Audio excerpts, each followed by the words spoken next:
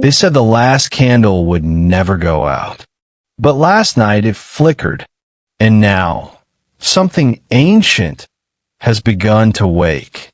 Elliot Harper had never believed in curses, at least not the kind written in the margins of forgotten books, buried in the basements of crumbling churches.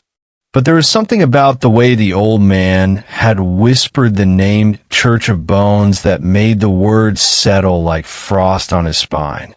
His hands trembled slightly as he unfolded the brittle parchment on his desk.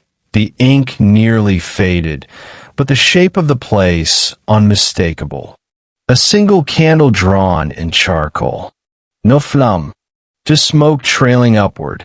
The journal he'd found wasn't listed in any archives. It had no author, no date, just a seal that had been scratched out as if someone was trying to erase its origin. He had discovered it tucked behind a false panel in the library of a burned-down abbey outside of Braxton. That's where all this began. That's where he read the words that changed everything. When the last flame dies, so shall the veil be lifted. The phrase echoed in his mind as he packed his satchel, slipping in the leather-bound journal, a flashlight, his small recorder, and, out of superstition more than reason, a silver crucifix. He didn't believe in ghosts. He believed in hidden truths. But the closer he got to this church, buried deep in a forgotten village surrounded by woods older than any map, the less sure he felt about anything.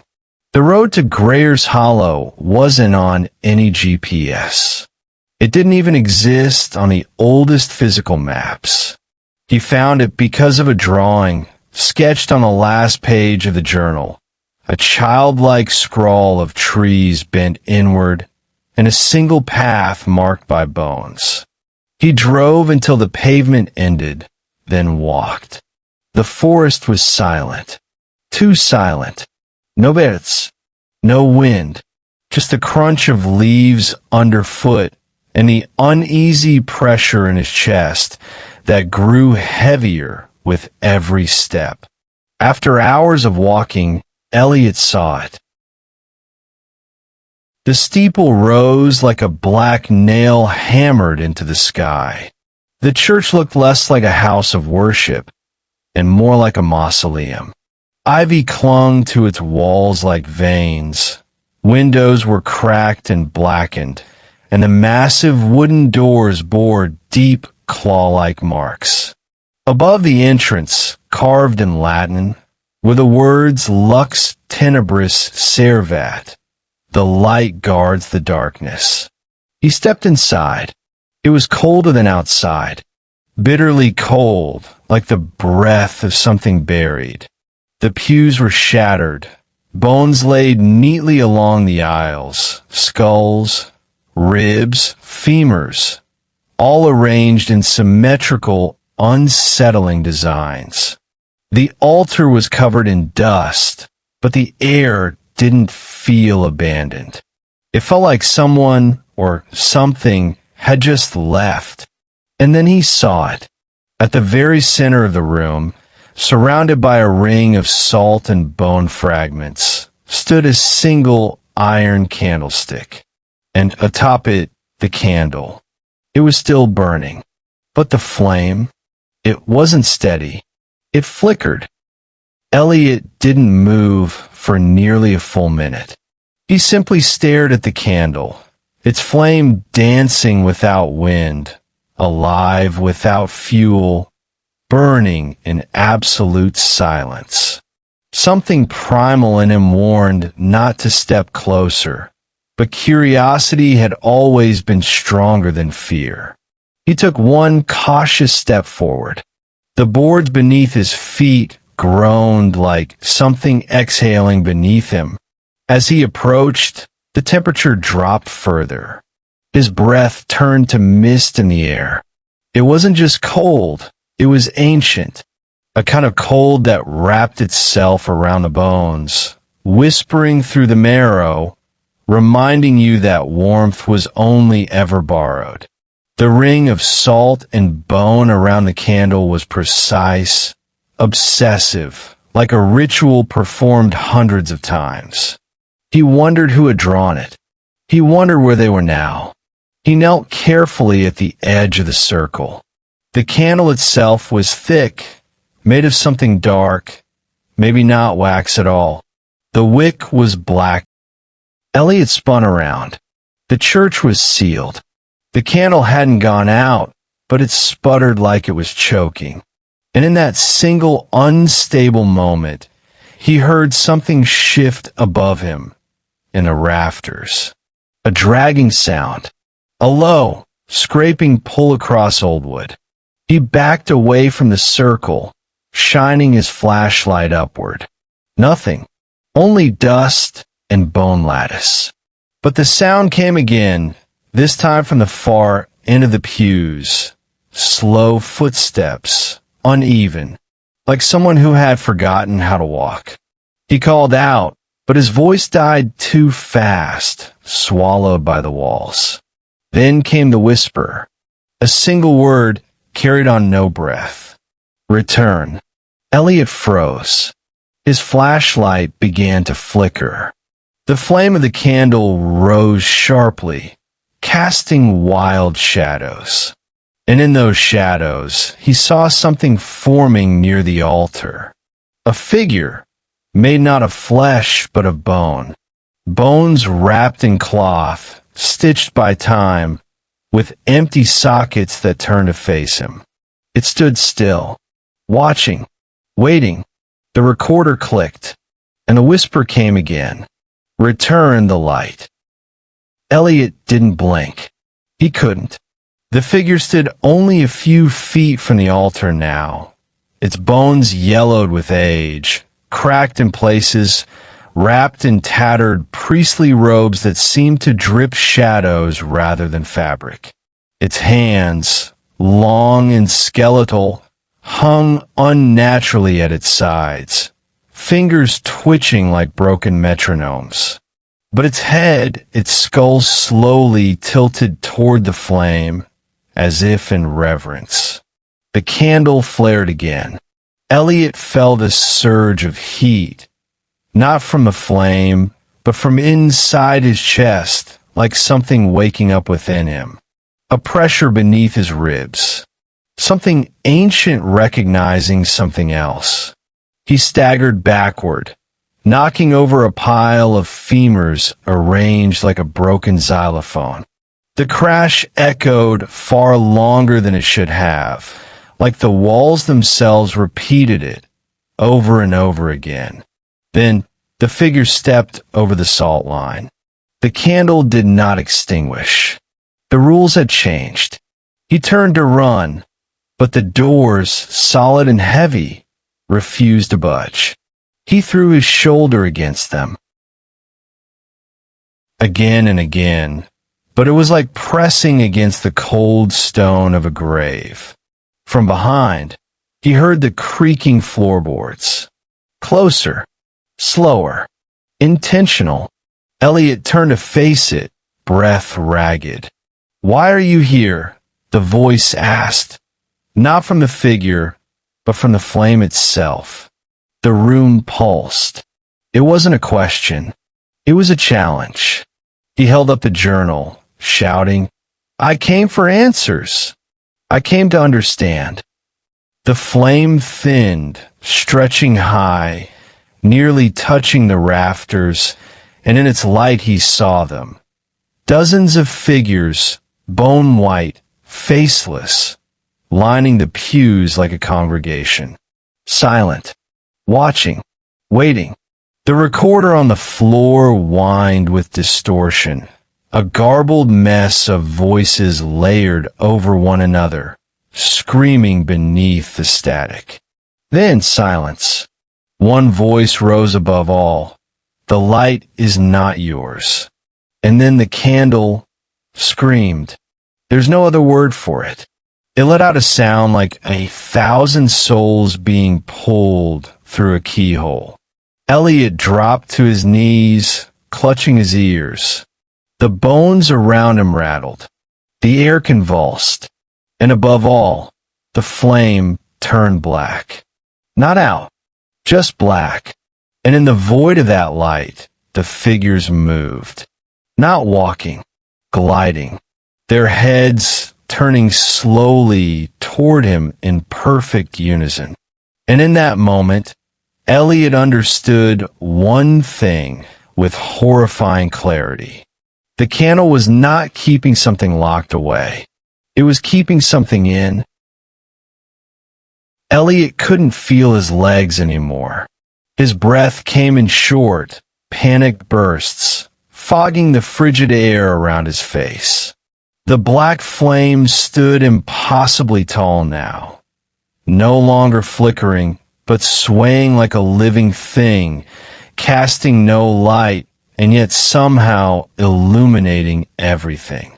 The church groaned around him, like it was inhaling, preparing to speak. The congregation of bone figures stood in perfect rows, dozens, maybe hundreds. Some still wore scraps of robes. Some had rusted chains around their arms. Some held shattered rosaries between crumbling fingers. But all of them had their hollow sockets fixed on Elliot, and none of them moved. Not yet. He reached for the journal again. His hand shook as he flipped to the page with the candle. More changes. The face in the smoke was now clearer. Eyes open, mouth stitched shut, and behind it, an enormous door, arched and made entirely of vertebrae and skulls, towering above the flame. Scribbled underneath in shaky handwriting. When it opens, the dead will not return alone. Elliot's heart slammed against his ribs. He didn't know what door the journal spoke of, until he felt the floor shift beneath him. A dull, seismic thud from below. Then another, like a heartbeat, coming from the foundation itself. His gaze swept the church floor and landed on the altar. It had moved, by only an inch, maybe two, but it had moved. He stepped forward, slowly, carefully, each board beneath his feet sighing like it resented his weight. As he reached the altar, he noticed something carved beneath it, more Latin. This time he recognized enough to make out a translation. The candle burns, and the seal holds. Let no man seek what lies beneath. But the seal had already cracked. Beneath the altar, the stone was splitting. And now, the whispering returned. But not a single voice this time. Dozens. Hundreds. A swarm of breathless, ancient voices seeping up through the floor, speaking in forgotten tongues. They didn't speak to Elliot. They accused him, cursed him. One voice, however, cut through the rest, clear and human. A woman. Don't let it go out. Elliot stumbled back, heart hammering. Who are you? He shouted into the darkness. The flame bent sharply toward the northern wall. There, tucked between collapsed pews, was a doorway. Half-rotted, covered in old bones hanging from rusted hooks like rosaries made of the dead. He approached, swallowing the bile rising in his throat, and pushed the door open. A staircase, descending into pitch black. He didn't want to go down. Every instinct screamed no. But the flame behind him flared violently, as if warning him, don't ignore it.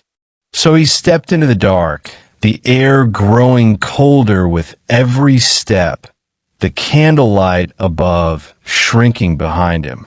Halfway down, he heard something breathing, not ahead of him, behind. He turned. No one was there, but the breath remained.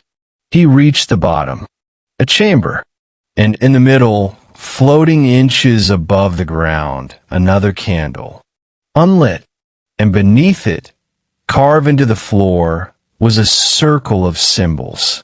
Symbols that matched the ones in the journal.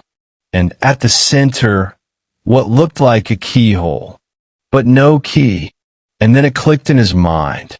The candle itself was the key. Suddenly, above him, the candlelight he had left behind went out. The darkness above collapsed like a wave, swallowing the last glimmer of the church's light. Elliot was left in absolute black. Not even the outline of his own hands remained.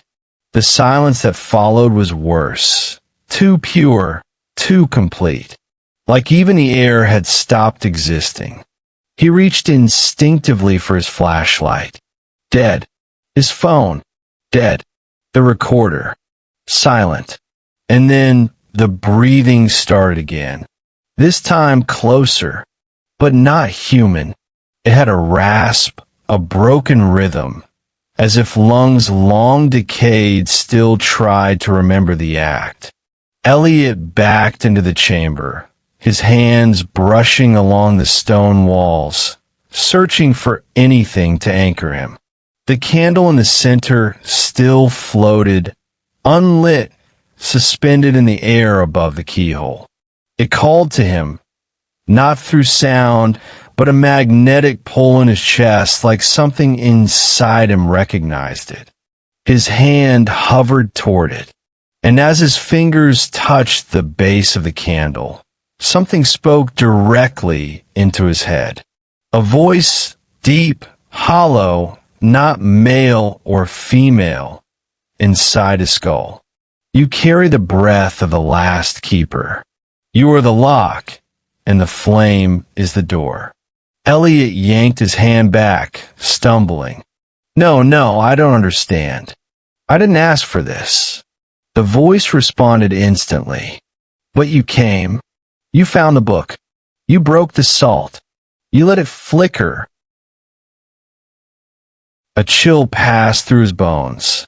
The symbols on the floor began to glow dimly, one by one, pulsing like veins filling with blood. The chamber trembled slightly, and from somewhere deeper, something massive groaned. Not mechanical, not human, alive. Elliot glanced down. The unlit candle was now smoldering. No flamme, just a tiny thread of smoke rising upward like a warning. Suddenly, he heard footsteps descending the staircase. Slow, measured. He turned, his back against the stone wall, heart pounding in his ears.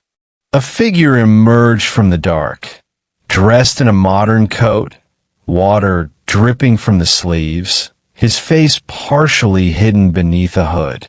As the figure stepped into the chamber, he spoke. I tried to stop it 30 years ago. Elliot's blood turned to ice. Who are you? He whispered. The man pulled back his hood. His face was pale, worn, haunted. My name is Thomas Harper, he said. I'm your father. The world tilted. Elliot felt his knees give slightly. That's impossible. My father died before I was born. My mother told me. She lied, Thomas said quietly. To protect you. She knew what I had seen, what I had touched. The candle, it marked me, just like it's marking you now. The room pulsed again, stronger. Elliot's voice cracked. Why now? Why is it starting again? Thomas stepped closer to the floating candle. Because the last keeper died this morning, and now the church is looking for a new one. A deep rumble shook the floor. Dust rained from the ceiling. The door beneath us, Thomas continued, it leads to the oldest part of this place. The foundation doesn't touch earth. It touches something older. Elliot looked at the candle. Then why not destroy it? His father's face darkened. Because destroying the candle doesn't seal the door, it opens it. And just then, a scream echoed from above.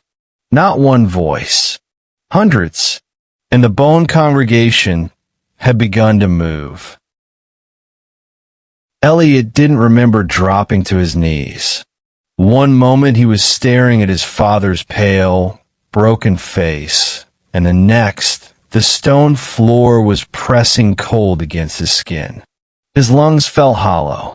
His head buzzed like 1,000 hornets were crawling just beneath his skull.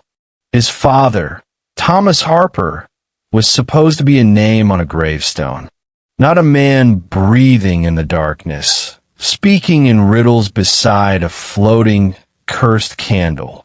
"How are you alive?" Elliot whispered, voice raw. Thomas gave a small, bitter smile. "Alive isn't the word I'd use. I'm borrowed, just like the rest of this place. The church doesn't let go. It binds what it touches." There was a sharp knock above. Then another, rhythmic, deliberate, the sound of something massive pacing across the old wood floor above the chamber. Bones shifting, pews sliding, voices rising, and between those sounds, the soft hissing breath of something that had never been alive, but had waited long enough to learn how to mimic it. Thomas turned his eyes to the candle. "It'll come for you now," he said. "Once the congregation moves, the process begins.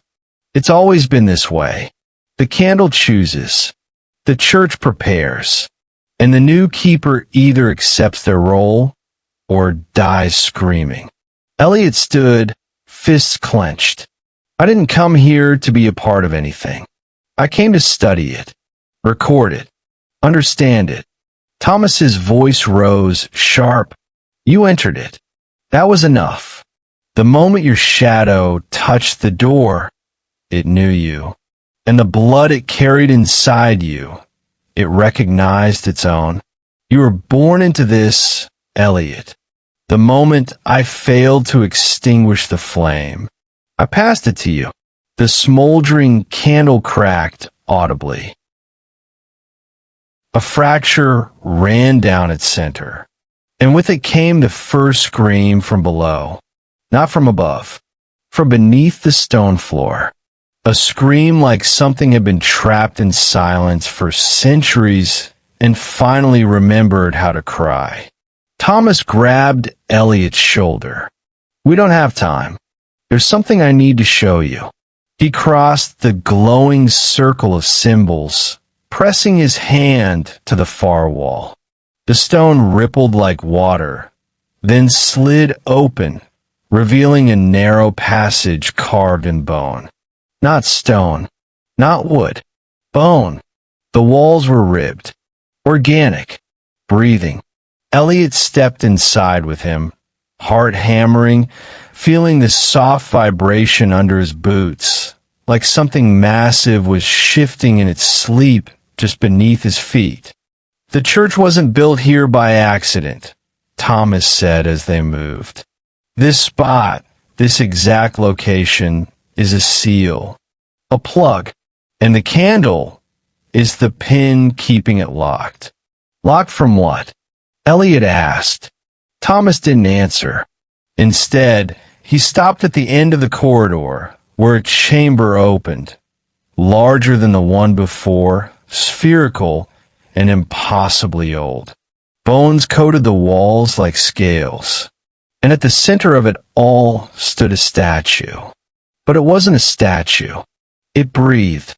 A massive humanoid figure, made entirely of skulls and vertebrae, bound in rusted chains, suspended by its spine from the ceiling.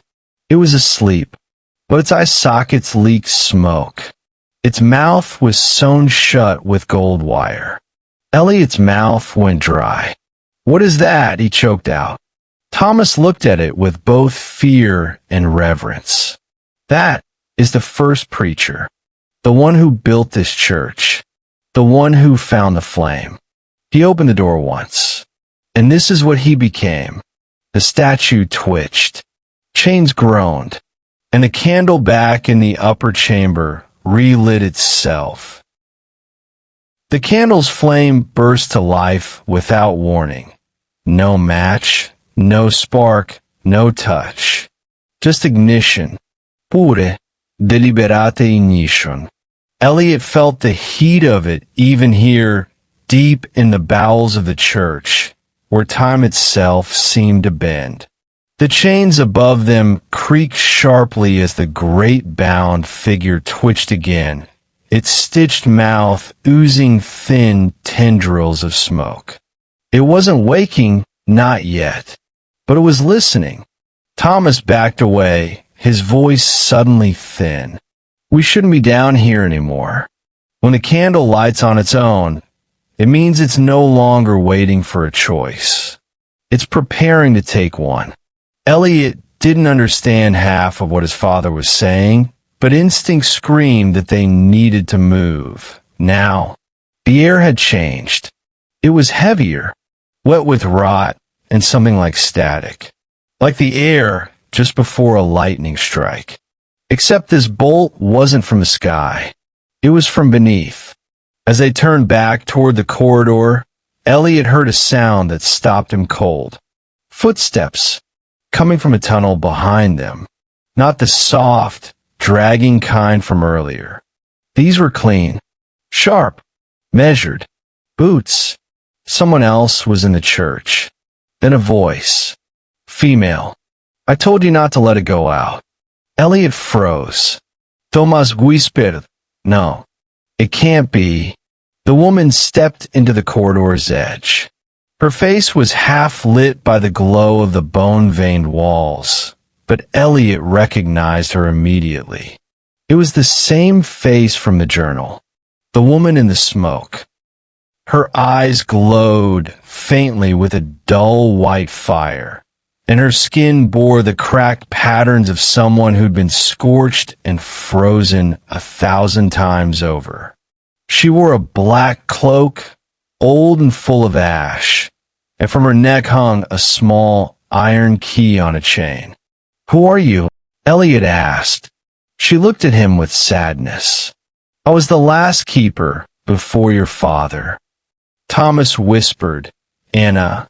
Elliot's chest tightened. Anna? The girl who disappeared. My mother said. She said I was taken. The woman interrupted. And in a way, she was right. The church doesn't let us go. Not truly. We live on, but only in service. Bound to the flame. Bound to the lock. She stepped closer to the unlit candle, still hovering in the lower chamber. If you take the flame into you, she continued, you can close it.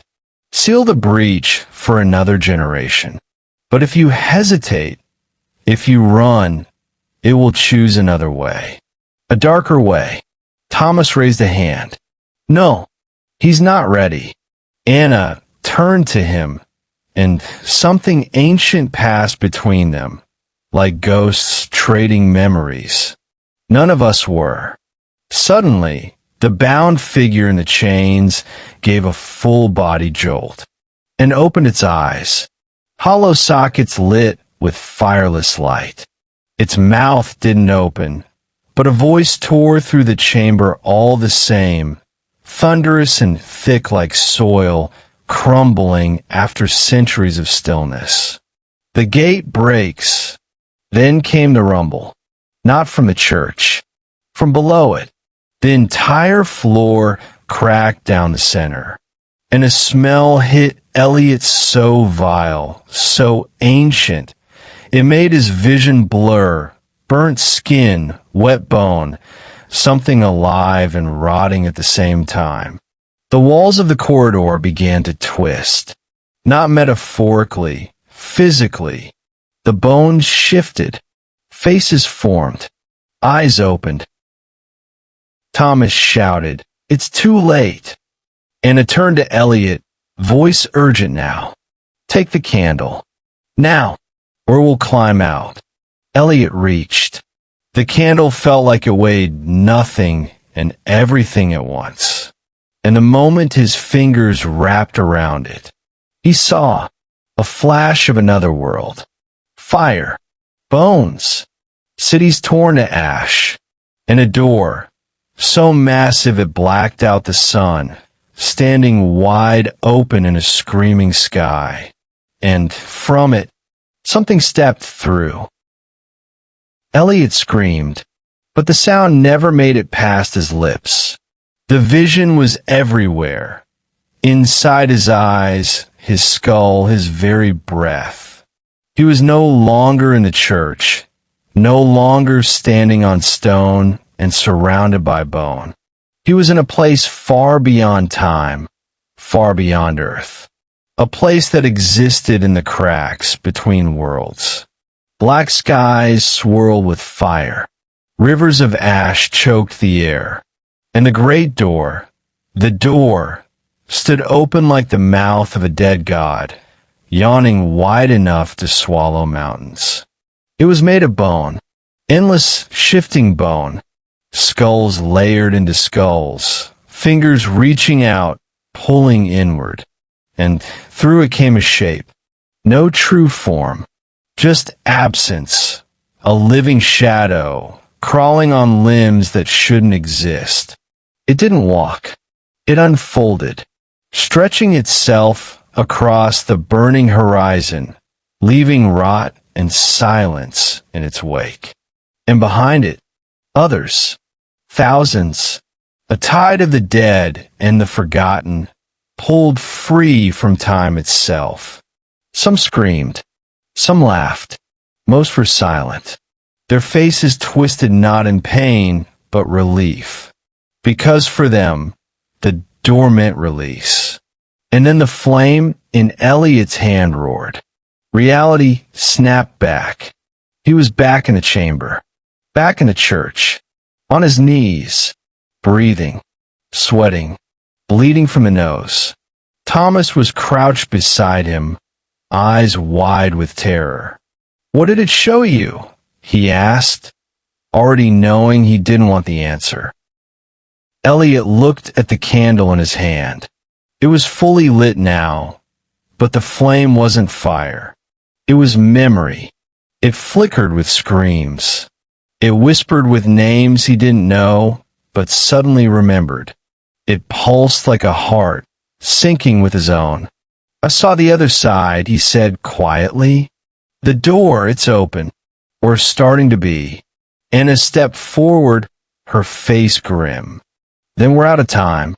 She knelt beside the keyhole in the center of the symbol-carved floor. "Place it here. Seal it. Let the church sleep again." But Elliot hesitated. The candle was pulling at him now. It didn't want to be set down. It wanted to be taken in. His mind flashed back to the journal, the one with the sketch of the door, the one that changed each time he looked. In it, he had seen the face of the one who burned the flame inside himself, the one who didn't just guard the church, but became it. "What happens if I don't seal it?" he asked. Anna's eyes narrowed. "Then the preacher wakes, and the door becomes permanent." "And if I absorb it?" he asked, voice nearly trembling. Thomas stood up sharply. "No, that's not your path. That's what he did. Look what it made him." He pointed to the bound figure in the chains above, the first keeper. Now something else entirely. More than human, less than soul. But the candle throbbed again, and the flame curved toward Elliot's chest. Anna's voice dropped to a whisper. "You can either hold it or end it. But once you choose, there's no return." The stone beneath them trembled, deep, long, and final. Above them, in the church itself, the sound of shattering glass echoed like gunfire. The congregation of bone was no longer waiting. They were coming, marching, descending, and behind them, the bound preacher opened his mouth. The gold stitches snapped, one by one, and from the dark beyond his teeth came the sound of chanting, thousands of voices, singing in a language that burned to hear. The door was not just opening that it was being welcomed. The chanting grew louder. It didn't come from a single place. It came from everywhere. The walls trembled. The bones in the ceiling vibrated like strings plucked by invisible hands. The old air groaned, and something behind the chanting was beginning to answer. A sound like wind but wet, like breath through lungs that had long since rotted. Elliot stared down at the glowing keyhole.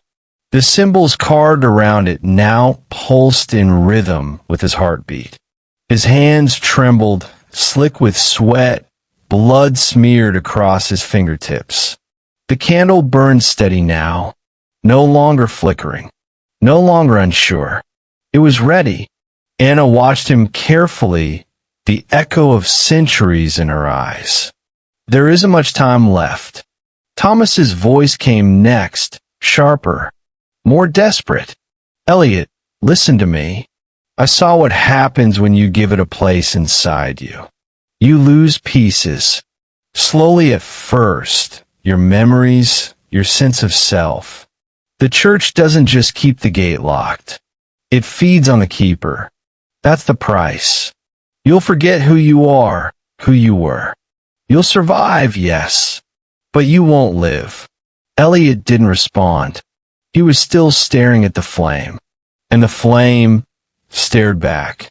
He saw images now, not as flashes, but as memories. Ones that didn't belong to him. A child burying a candle in a graveyard. A priest weeping over a sealed door. A woman singing lullabies to a flame that cried back. Every past keeper's pain, every decision, every death, they were all inside the wick, bound forever. And now the flame wanted him to join. Above, the doors of the church slammed open. The bone congregation had arrived. Their footsteps cracked the tiles. Their mouths were open, not in speech, but in silent prayer. They lined the aisles. Dozens, hundreds, all staring down toward the altar, waiting. Then the preacher's chains gave out, one link at a time, snapping, groaning, releasing. He fell, not with speed, but with certainty. Lowering from the ceiling like a god, descending from a broken heaven. His form stretched, cracked, expanded, unfolding, growing taller with every inch, his bones splitting into new arms, new shapes. And beneath the stitched lips now torn free, his mouth opened and he spoke. You waited too long. The earth beneath the church split. A jagged rupture cracked through the altar, down through the stone floor, and into the deepest chamber. Elliot nearly lost his footing. Anna fell to one knee. Thomas held fast to the wall, and from the wound in the floor, something began to rise. It wasn't fire. It wasn't smoke. It was memory. Burnt memories, charred and twisted, leaking into the air like ghosts. Faces in the smoke, screams in the heat, the breath of the other side, the world that waited behind the bone gate. Anna reached for Elliot. Now, choose. You either seal it, here and now, or we all become part of it. Elliot looked down at the candle, and in that moment he felt it fully. It wasn't a flame. It was a soul, a trapped one, 1,000 trapped ones. All those who had ever lit it, all those who had tried to carry it, all those who had failed. It whispered his name now, not in fear, but in invitation. He stepped forward, placed the candle into the keyhole, and nothing happened. For one terrible moment, it rejected him. The flame turned black. The symbols dimmed. The preacher raised one of its fractured hands. Anna screamed, and then Elliot, acting on instinct deeper than thought, leaned forward and breathed the flame in. The moment Elliot inhaled the flame, the world fractured. No heat, no burn, just silence, perfect and crushing. The air thickened around him, as though reality itself held its breath. His eyes rolled back, body convulsing, knees striking the stone. But he didn't fall. Something held him upright, lifted him. The chamber disappeared. The church above vanished. Even time fell away, and he was standing before the door. Not a vision, not a memory. The real door, towering, groaning, alive.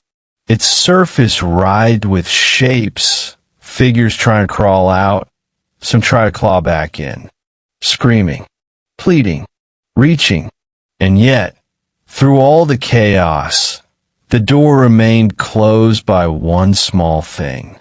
The flame now inside him. He felt it burning behind his heart. A pulse, a second soul, and then came the voice. Not from the door, from behind it. You have breathed a breath of all before you, it said. Now we offer a gift. Elliot's knees buckled. Visions returned. No longer passive, but interactive. He lived them. He became them. He was the child in the graveyard, burying a candle. He was the monk carving bones into the altar. He was Anna, whispering to fire in the dark, knowing no one would ever hear her last words. He was Thomas, holding a newborn in one arm and sealing the door with the other. He was the preacher, opening it the first time he saw the cost of each choice, each failure, each sacrifice, and worst of all, he saw the future. What would happen if the flame died inside him? The door would open fully, and the world would not end in fire. It would end in memory, a storm of everything ever suffered, everything ever regretted, flooding across the earth. No armies, no monsters, just all pain all at once. A collapse not of flesh, but of spirit. He screamed, and the candle inside him screamed back. Suddenly, a hand pulled him back into the chamber. Anna. She held his face. Don't lose yourself. Focus. Hold the flame. Don't become it. But it was too late. Part of him was the flame now, and the church felt it. The walls pulsed. The bones rattled. The floor sealed shut. The preacher froze mid-step, head tilted, as if seeing Elliot for the first time not as a trespasser, but as successor. The bone congregation knelt in silence. Thomas whispered, barely audible, "Dear God." He's becoming the next warden, but Elliot didn't hear them. His thoughts were no longer singular. He heard thousands, felt them inside his veins. A heartbeat made of history, a breath made of prayers and screams and secrets. He stepped forward slowly. The preacher dropped to one knee. Anna bowed her head, and then Elliot spoke, his voice layered, hundreds behind it. "I see you. I remember you, and I will not open the door." The flame inside him flared. The chains reformed around the preacher, not as prison, but as penance. The bones in the walls fell still. The candle reappeared on the altar above, burning quietly. And far below, the door began to close. Not sealed by wax, not sealed by salt, sealed by a soul. His. The chamber was silent once more. The air, once thick with screams and smoke, had grown still. The bones lining the walls no longer writhed. The chanting had stopped. Even the preacher, bound again in reformed chains of light and bone, was motionless, his eyes dim to a soft amber glow. But Elliot could still hear them, the voices, the thousands of souls flickering inside him like trapped stars. They weren't screaming anymore. They were watching, waiting, judging. He staggered backward, his hands trembling as he looked down at his own reflection in a shard of bone on the floor. His eyes weren't just his anymore. They shimmered, faintly gold, constantly shifting like flame trapped beneath ice. The part of him that was still Elliot was shrinking. His heartbeat felt heavier, slower. Every breath was shared with 1,000 others. Anna stepped close, watching him with a strange calm. You did what none of us could. You didn't just seal the door. You took its burden into yourself. Elliot's voice came out layered. Did I win? No, she whispered. You survived. That's the difference. The floor beneath their feet had stopped trembling, but the church above still waited, as if the structure itself needed permission to exhale.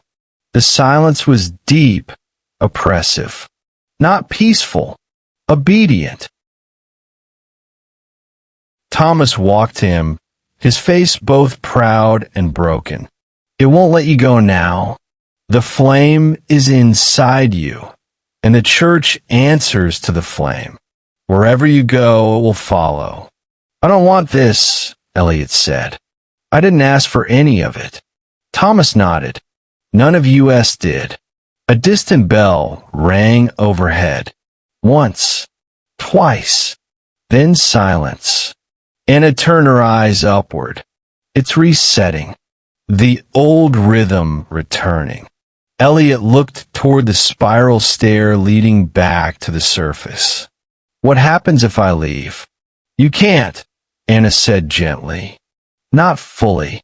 The church will let you walk away, but it will always call you back. And one day, when the next candle flickers, your name will be written in the flame.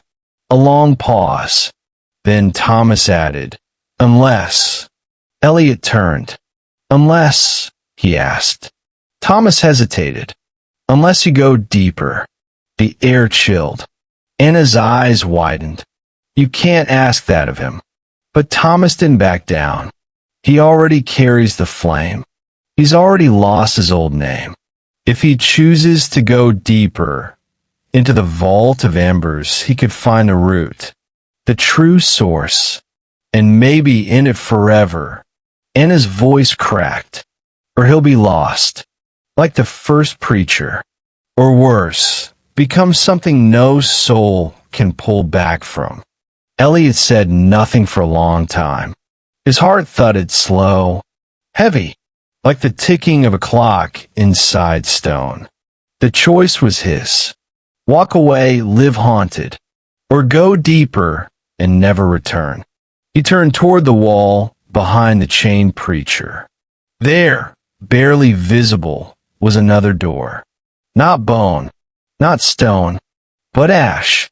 Soft, breathing, whispering. It hadn't been there before. Elliot stepped toward it. Each step made the bones around him bow. Anna's voice called out, Elliot, wait. He looked back. A flicker of his old self returned for just a moment. And he smiled. I'm not sealing a door anymore. I'm going to burn it down. And with that, he opened the ash door and stepped through. The moment Elliot stepped through the ash door, the world changed. There was no stairwell, no descent, no transition. One step, and he was somewhere else entirely. No floor, no walls, just a black horizon stretching forever. Ash falling like snow, the air thick with soot and silence. The sky above was cracked open like a shattered skull, and from it dripped red light that didn't flicker, didn't burn, just watched. There was no wind, no echo, only Elliot's footsteps, crunching softly beneath him on the surface of a place that wasn't earth, wasn't stone. It was bone dust, millions of years of it, crushed beneath forgotten prayers. The flame inside his chest still burned. Steady, quiet. But here, it wasn't enough to keep the cold away. Shapes loomed ahead. Obelisks, towering, crooked, made of blackened ivory. Carved with symbols Elliot didn't know, but somehow understood. They told stories. Of doors built before time. Of candles lit in worlds now gone. Of flames that didn't give light, but purpose. And between the obelisks walked figures. Tall, silent, wrapped in cloth that moved like liquid smoke. Their faces were hidden, no mouths, no eyes, only mirrors. And when Elliot looked into them, he saw versions of himself. Some screaming, some burning, one kneeling in chains, whispering to the flame in his chest with a broken voice. They said nothing, but they all watched him pass. He didn't speak, didn't need to. The place spoke to him now, in pulses, in instincts. It guided him forward toward the heart of the place, the vault of embers. It wasn't a building, it was a mouth, carved into the ash like a wound, the edges stitched with molten nails. As Elliot approached, the air grew heavier, thick with grief, so ancient it no longer felt personal, just universal. The weight of 1,000 regrets. He entered. Inside, the vault pulsed with an inner fire. Every wall was burning, but the flames were trapped, crawling behind translucent bone like veins. And at the center of the chamber stood a pedestal made of fused skulls. Upon it, a candle, not lit, not warm, cold, dead, the original, the first flame. Elliot stepped closer, and the candle spoke, not in words, but in feelings, loneliness, age, hunger, and beneath it all, choice. He realized it then. The candle wasn't evil. It was a keeper of memory, a guardian of pain. It didn't create horror. It stored it, sealed it, and passed the burden from soul to soul, hoping that someone would one day choose not to hide the flame, but to end it. Elliot stood there, flame still burning within him, facing the original. He had two options now: extinguish his own flame, fuse it with the first, ending both, or relight the original candle and become more than a keeper, become the vault itself, an immortal memory, a living seal, forever. His breath caught in his throat. He thought of his father, of Anna, of the screaming preacher, of the church above, of the people who would never know how close the world came to being devoured by remembered pain. His hand moved toward the dead candle, and just as his fingers touched it, the mirror shattered. Every one of the watchers began to scream, not to stop him, but to warn him, because something else had entered the vault, something that did not want the memory sealed, something that fed on pain, and it was already behind him. The scream hit like a shock wave. Elliot staggered forward, nearly dropping to his knees, his hands still resting on the cold surface of the first candle. His ears rang, his vision blurred.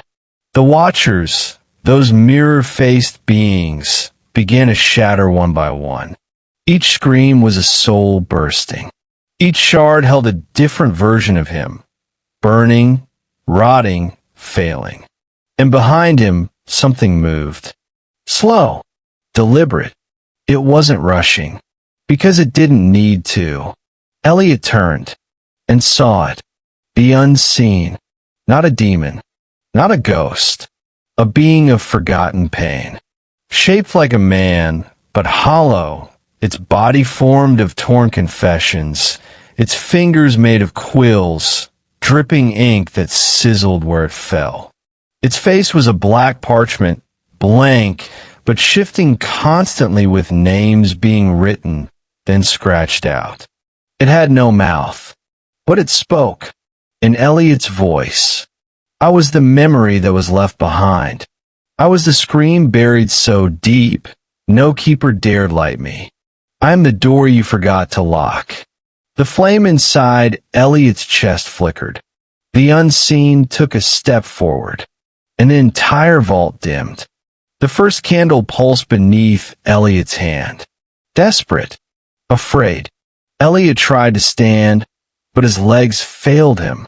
The unseen was too close. Its presence wasn't heat or cold.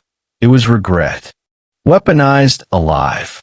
Every mistake he'd ever made, every moment of shame, every word he wished he could take back, they surged into his mind, dragging him down like chains. You carry the flame, it whispered, but you do not deserve it. Elliot clenched his fists. Blood seeped between his fingers. I didn't ask to be the keeper, he whispered back.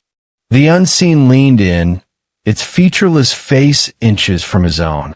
No one ever does. Then it reached for his chest.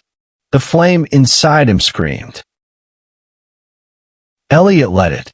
He didn't know what he was doing, only that if he let this thing take it, the vault wouldn't just remain open.